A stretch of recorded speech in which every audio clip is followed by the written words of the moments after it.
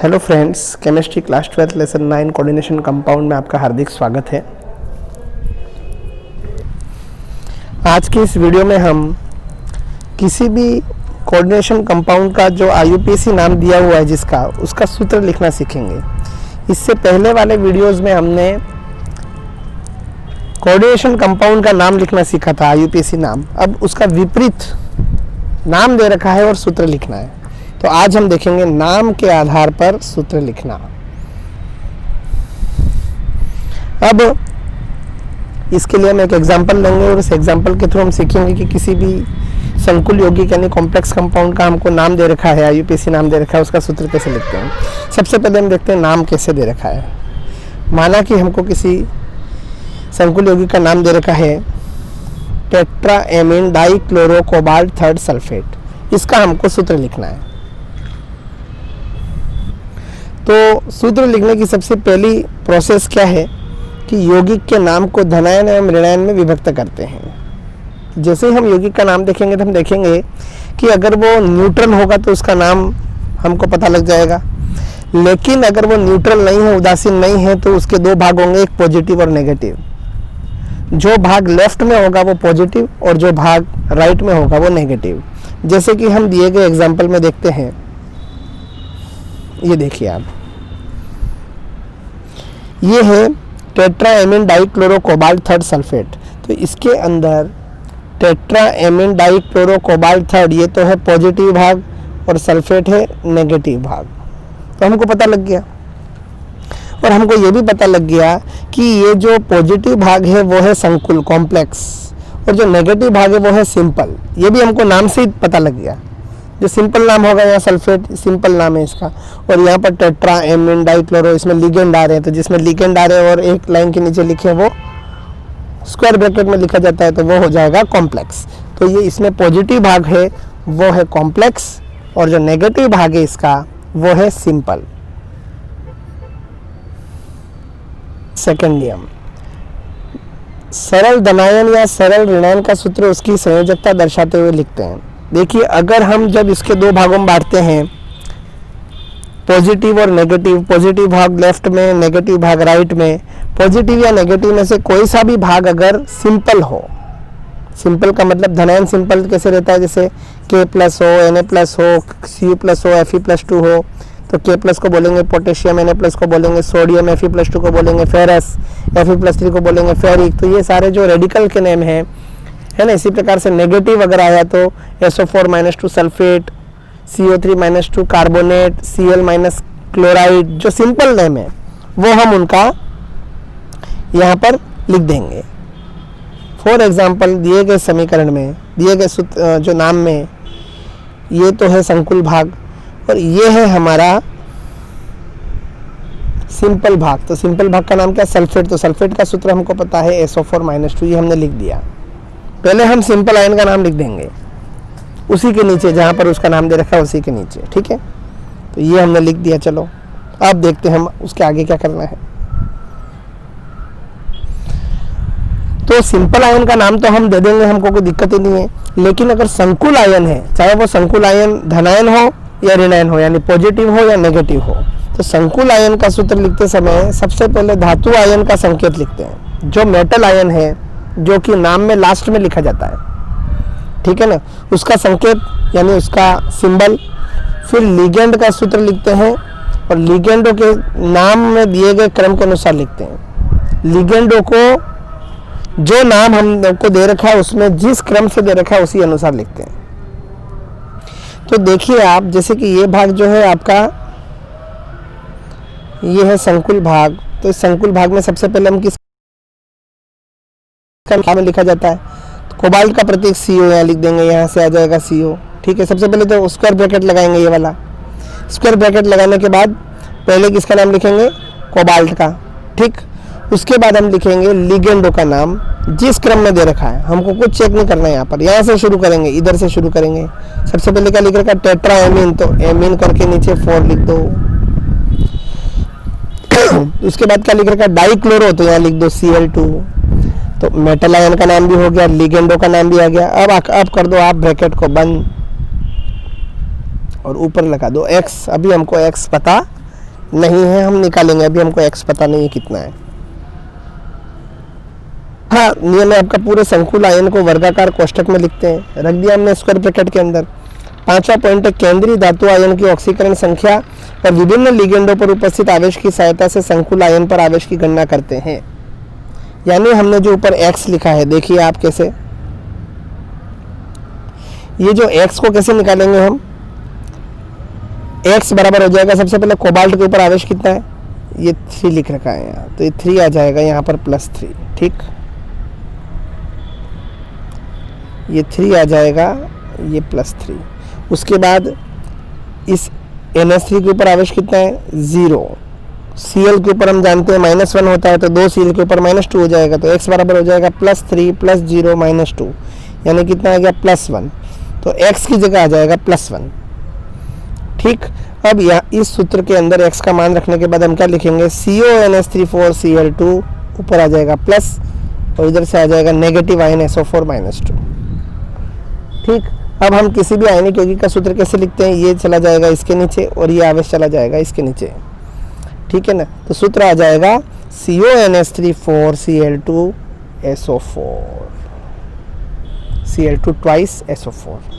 तो आपने देखा कितना आसान है नाम के आधार पर सूत्र लिखना, ठीक। अब दूसरा एग्जाम्पल हम और देखेंगे, 2 एग्जाम्पल और देख लेते हैं जिससे आपको ये बात पूरी अच्छी तरह से समझ में आ जाए। नेक्स्ट एग्जाम्पल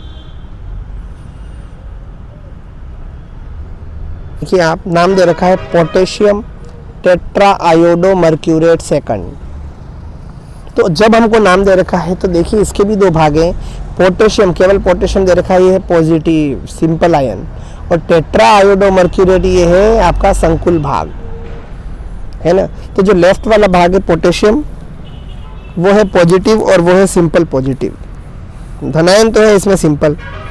और राइट वाला भाग है नेगेटिव, वो है आपका कॉम्प्लेक्स। तो सबसे पहले हम पोटेशियम का सामान्य सूत्र लिखेंगे K+, क्या लिखेंगे, K+। अब ये भाग हमारा संकुल है, संकुल का नाम लिखते समय सबसे पहले हम क्या करेंगे, मर्क्यूरेट, मेटल का नाम लिखेंगे तो Hg, ठीक।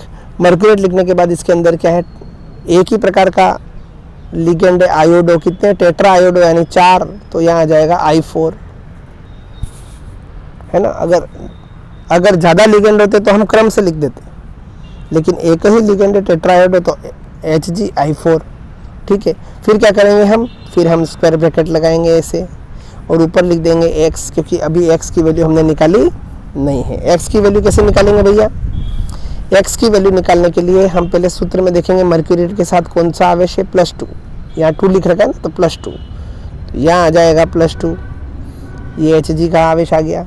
फिर I का आवेश I के ऊपर होता है -1, तो 4 I है तो यहाँ आ जाएगा -4, तो 2 - 4 बराबर -2, तो क्या हो गया, x बराबर हो गया -2, तो K+ यहाँ से आएगा और Hg I4 2 - यहाँ से आएगा, तो हमको पॉजिटिव आयन भी मिल गया और कॉम्प्लेक्स नेगेटिव आयन भी मिल गया, ठीक है। कॉम्प्लेक्स के ऊपर चार्ज जो है वो 2 चला जाएगा इसके चरणों में और ये 1 चला जाएगा इसके चरणों में। हमने सीखा है 11th के अंदर आयनिक यौगिकों का सूत्र कैसे लिखते हैं, ठीक। तो सूत्र ये 2 नीचे आ गया, क्या आ जाएगा, K2HgI4। प्रैक्टिकल के अंदर नेस्लर अभिकर्मक का सूत्र है ये, इसलिए प्रैक्टिकल के वाइवा में भी आपको क्वेश्चन पूछ सकते हैं कि नेस्लर रिएजेंट, नेस्लर अभिकर्मक का यूपीएससी नाम बताइए, क्या होता है, सूत्र तो होता है K2HgI4 और इसका IUPAC नेम क्या होता है, पोटेशियम टेट्रा आयोडो या आयोडिडो, पोटेशियम टेट्रा आयोडिडो मर्क्यूरेट सेकंड। आज के इस टॉपिक का अंतिम 3rd एग्जाम्पल आपके सामने पेश है। नाम है जो दे रखा है जिसका हमको सूत्र लिखना है, ammonium diammine tetra isothiocyanato chromate 3rd। Obviously यहाँ दिख रहा है हमको लिगेंड भी है, मेटल भी है, इसका मतलब ये तो है संकुल भाग, और ये है सिंपल आयन, ये तो है संकुल आयन। 2 भाग हैं इसके, तो लेफ्ट वाला होगा हमेशा पॉजिटिव, ये है धनायन, और राइट वाला है ये ऋणायन यानी नेगेटिव, ठीक। तो अमोनियम का सूत्र तो हमको पता होता है NH4+, क्योंकि ये सिंपल आयन है, इसका सूत्र हमको पता है। लेकिन ये जो भाग है ये है हमारा संकुल भाग। संकुल भाग को कैसे लिखते हैं? सबसे पहले मेटल का नाम लिखेंगे क्रोमेट, तो यहाँ आ जाएगा Cr, ठीक। उसके बाद डाई एमीन तो NH3 टेट्रा आइसोथायोसाइनेटो, आइसोथायोसाइनेटो का सूत्र होता है NCS, लेकिन कितने? टेट्रा यानी 4, टेट्रा NCS4, और फिर दोनों तरफ लगा देंगे स्क्वायर ब्रैकेट और लगा देंगे ऊपर आवेश की जगह X, क्योंकि वो आवेश हमको ज्ञात करना है। अब हम X की वैल्यू कैसे निकालेंगे? इन सब की वैल्यू रख देंगे आवेशों की। क्रोमियम के ऊपर कितने आवेश है? ये 3 आवेश है, +3, तो यहाँ आ जाएगा +3। ये एमीन तो 0, NCS के ऊपर रहता है -1, 4 NCS है तो -4 हो जाएगा, तो 3 - 4 क्या हो जाएगा? -1, तो X = आ गया -1।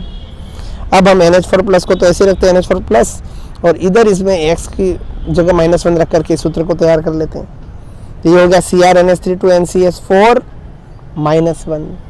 अब हम जानते हैं हमारे पास पॉजिटिव आयन भी आ गया, नेगेटिव आयन भी आ गया, तो आयनिक यौगिक का सूत्र लिख सकते हैं। अब हमको प्लस माइनस की जरूरत नहीं, केवल डिजिट की जरूरत है। ये 1 चला जाएगा यहाँ नीचे और ये 1 चला जाएगा इसके नीचे, तो सूत्र क्या आ गया हमारे पास? NH4 CrNH3 NCS4। तो आपने देखा कितनी खूबसूरती से हमने इजीली, बिल्कुल आसान तरीके से हमने दिए गए IUPAC नाम का सूत्र लिख दिया। तो सूत्र से नाम और नाम से सूत्र लिखना आप अच्छे से सीख गए होंगे। Practice makes a man perfect, ज़्यादा से ज़्यादा प्रैक्टिस कीजिए तो आपको और अच्छा लगेगा, आपके अच्छे से आपकी महारत हासिल होगी आपको इस टॉपिक के अंदर। नोमेनक्लेचर से रिलेटेड जो भी जितना भी टॉपिक पढ़ा उससे रिलेटेड जो भी क्वेश्चंस इंपॉर्टेंट है वो मैं आपके सामने पेश करना चाहूँगा, जिससे कि आप प्रैक्टिस कर सकें। आपको नोट्स में मैंने जितने भी प्रैक्टिस करा रखी है वो बुक के अंदर है, वो तो आप ज़रूर कीजिएगा क्योंकि बोर्ड में उसी में से आएंगे। आपके राजस्थान बोर्ड के अंदर बुक के बाहर से एक भी क्वेश्चन नहीं आएगा, ये आप ध्यान रखिए, है ना। तो ये देखिए आप यहाँ पर मैंने कौन कौन से क्वेश्चन दे रखे हैं वो लिख लीजिए, आप इसका स्क्रीनशॉट ले लीजिए ताकि आप इसकी प्रैक्टिस कर सकें। निम्न उपसंयोजक यौगिकों के IUPAC नाम लिखिए। आप देखिए लगातार हर साल में क्वेश्चन आए, 2012 में आया, यही क्वेश्चन 2004 में आया, K3FeCN6, K3FeC2O4 थ्राइस RBSc 2018 में आ चुका है, ये आ चुका है RBSc 2012 में, 2004, 2006, 2007, 2007, 2008। तो आप देखिए कंसिस्टेंटली लगातार हर साल ये क्वेश्चन आता है। आपको सूत्र दे रखा होता है PTNH3 Cu2FeCN6 AgNH3 FeC5H5, ये बहुत इंपॉर्टेंट है ना। तो ये देखिए आप कितने इम्पोर्टेंट टॉपिक हमारे सामने हैं, मतलब ये फिक्स क्वेश्चन है एक हिसाब से। वैसे केमिस्ट्री में बहुत कम ऐसे क्वेश्चन है जो फिक्स आते हैं, लेकिन उनमें से ये एक है। इसलिए आप इसका स्क्रीनशॉट ले लीजिए और इसको सॉल्व करने का प्रयास कीजिए। इसके आंसर मैं फिर किसी वीडियो में दूंगा, लेकिन आप अभी ये क्वेश्चन नोट कर लीजिए।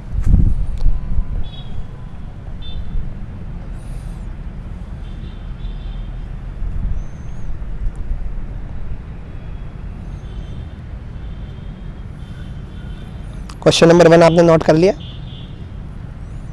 क्वेश्चन नंबर 2 ये भी नोट कर लीजिए।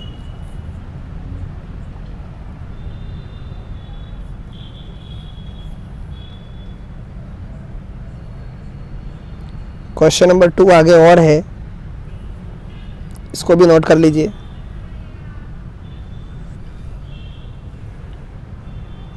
इन सभी के IUPAC नाम लिख रखे हैं। फर्स्ट क्वेश्चन में मैंने वो एग्जाम्पल दे रखे हैं, उनके नाम लिखने के लिए कहा है जो बोर्ड में आ चुके हैं, और सेकंड क्वेश्चन में मैंने उनका नाम लिखने के लिए कहा है जो कि मैंने जगह जगह से एग्जाम्पल इकट्ठे की और फिर आपको यहाँ पर दिए हैं ताकि आपकी ज़्यादा से ज़्यादा प्रैक्टिस हो सके।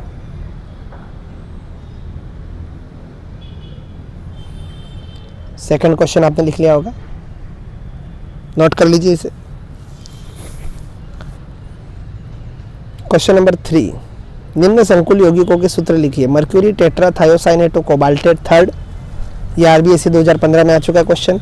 और एक है sodium amine bromochloro nitroplatinate second.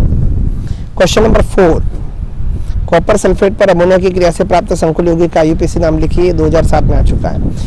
Question number 5, potassium ferrocyanide में समन्वय मंडल का सूत्र लिखिए, ये भी 2007 में RBSc में आ चुका है। इसका भी स्क्रीनशॉट ले लीजिए, ऐसे नोट कर लीजिए।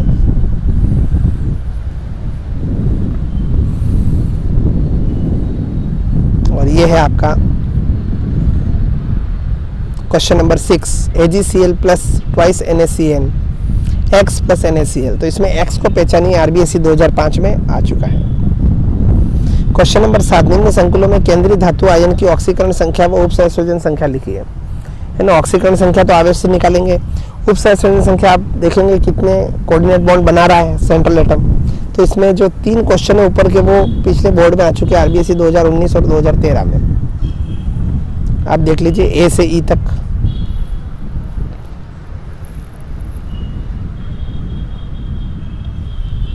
और उसके बाद देखिए H तक, तो ये मैंने दे रखा है।